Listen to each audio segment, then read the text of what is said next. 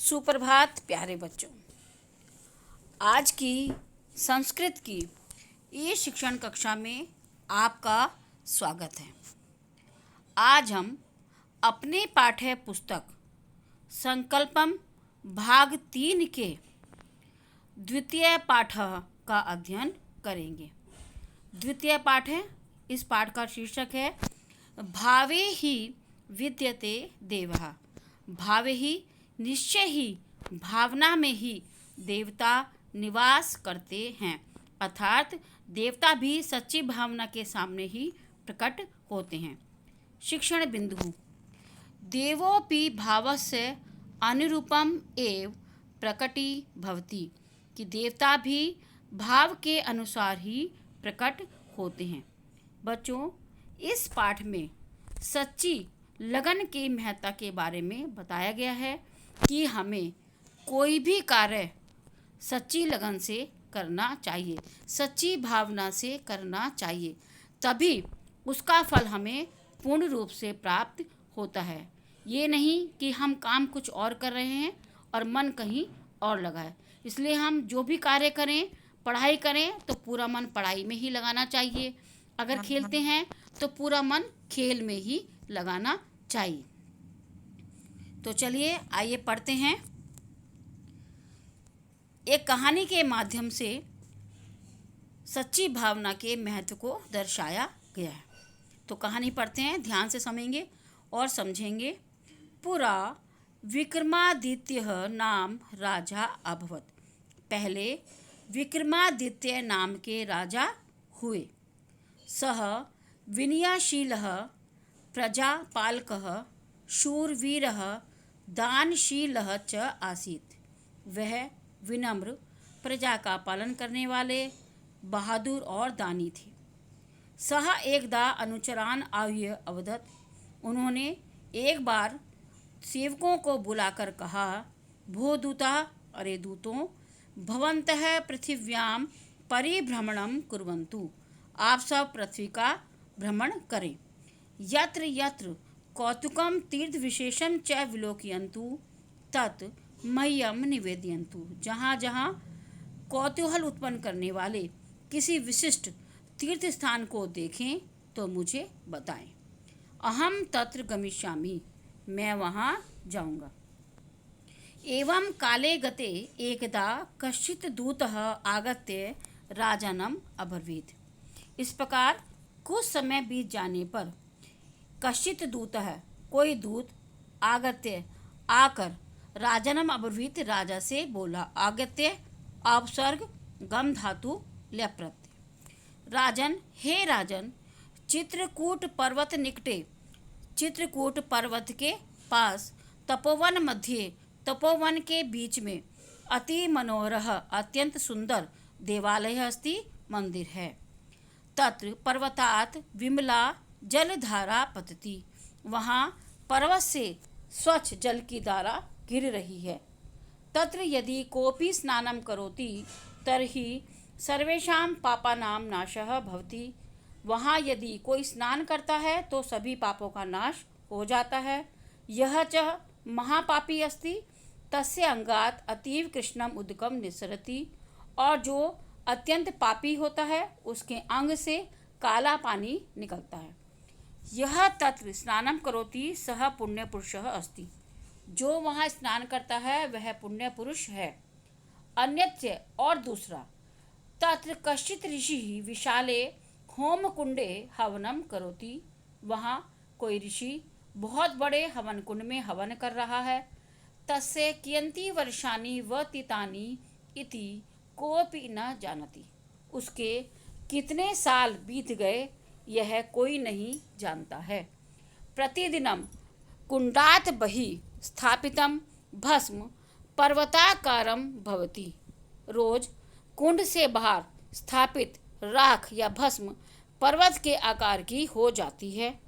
सह ऋषि केनापि सह न वदति। वह ऋषि किसी के भी साथ नहीं बोलता है। एवं अति विचित्रम स्थानम दृष्टम। इस प्रकार अत्यंत अनोखा स्थान मेरे द्वारा देखा गया। तत् श्रुत्वा सह राजा एकाकी तेन सह तत्स्थानम अगच्छत। वह सुनकर वह राजा अकेला ही उसके साथ उस स्थान पर गया। तत्र परमानंदम प्राप्य अवदत, वहाँ परम आनंद को प्राप्त करके बोला, अहो अति पवित्रम एतत् स्थानम, अरे यह स्थान बहुत अधिक पवित्र है, पावन है। अत्र साक्षात देवता निवसन्ति, यहाँ पर तो साक्षात देवता निवास करते हैं। एतस्थानं दृष्ट्वा मम मनः पवित्रं शुद्धं च जातम्, यह स्थान देखकर मेरा मन पवित्र और शुद्ध हो गया है। राजा तत्र उदक स्नानं कृत्वा देवतां नमस्कृत्य यत्र ऋषिः हवनं करोति तत्र गत्वा ऋषिम् अवदत्। राजा ने वहाँ पर जल में स्नान करके देवताओं नमस्कृत्य, देवता को नमस्कार करके, यत्र ऋषि, जहाँ पर वो ऋषि हवन कर रहा है, तत्र गत्वा, वहाँ जाकर ऋषिम अवदत, ऋषि से बोले, भो तपस्विन, हे तपस्वी, कति वर्षाणि पूर्वम हवनम आरंभम अकरुत, कितने वर्ष पहले हवन को शुरू किया था। ऋषि शिष्य अवदत, ऋषि के शिष्य ने उत्तर दिया, राजन, हे राजन, होमम कुर्वतः अस्य शताधिक वर्षाणि व्यतीतानि, हवन करते हुए इनके 100 से भी ज़्यादा वर्ष व्यतीत हो गए हैं, तथापि देवता प्रसन्ना न अभवत्, फिर भी देवता प्रसन्न नहीं हुए हैं। तत्श्रुत्वा राजा स्वयं देवतां स्मृत्वा होमकुंडे आहुतिम अक्षिपत, वह सुनकर राजा ने अपने मन में देवता को याद करके हवन कुंड में आहुति डाली, तथापि देवता प्रसन्ना न अभवत्, फिर भी देवता खुश नहीं हुए। तदंतरम निर्भय, उसके पश्चात या उसके बाद राजा ने स्व आननस्य आहुतिम दास्यामि, अपने मुख की आहुति दूंगा, इति विचार्य, ऐसा विचार करके, यावत कंठे खड्गम स्थापति, जैसे ही अपने कंठ पर तलवार रखता है तावत, तभी अंतराले, उसी बीच देवता खड्गम धृत्वा अगतत, उसी बीच भगवान तलवार पकड़ के बोले, भो राजन, अरे राजन, अहम प्रसन्ना अस्मि, मैं खुश हूँ, वरम वृणीष्व, वर मांगो।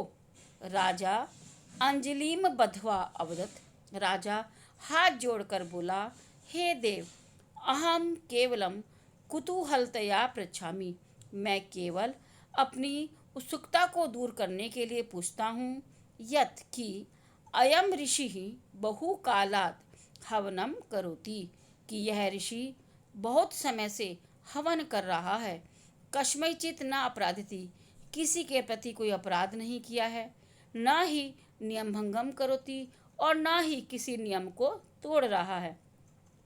तथापि अस्मिन् ऋषौ किमर्थम न प्रसन्नः भवसि, तो किस लिए इस ऋषि पर प्रसन्न नहीं हो।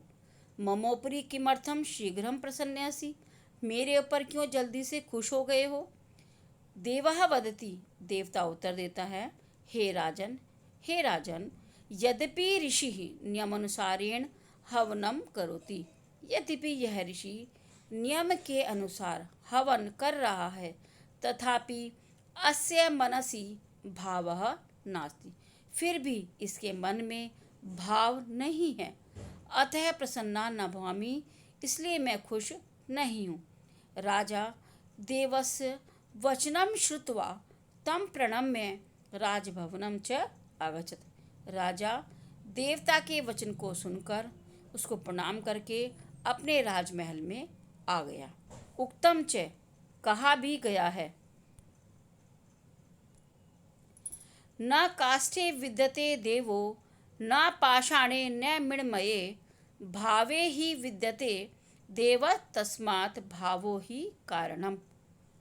अन्वय, देवः काष्ठे न पाषाणे न मृण्मये न विद्यते, भावे ही देवः विद्यते, तस्मात् भावा ही कारणम। अर्थात देवता जो होते हैं वो ना तो लकड़ी में रहते हैं, ना पत्थर में, और ना ही मिट्टी में। यानी अगर हम किसी लकड़ी की मूर्ति को पूजा करते हैं या किसी पत्थर की देवी की पूजा करते हैं या किसी मिट्टी के भगवान की पूजा करते हैं तो भगवान उनमें नहीं है। अगर हम सच्ची में लगन से भगवान की प्रार्थना करते हैं तो भगवान उस भावना पे ही प्रसन्न होते हैं। इसलिए भावना ही मुख्य कारण है। ठीक है बच्चों, आशा करती हूँ ये लेसन आपको समझ में आ गया होगा अच्छे से। आपका दिन मंगलमय रहो। धन्यवाद।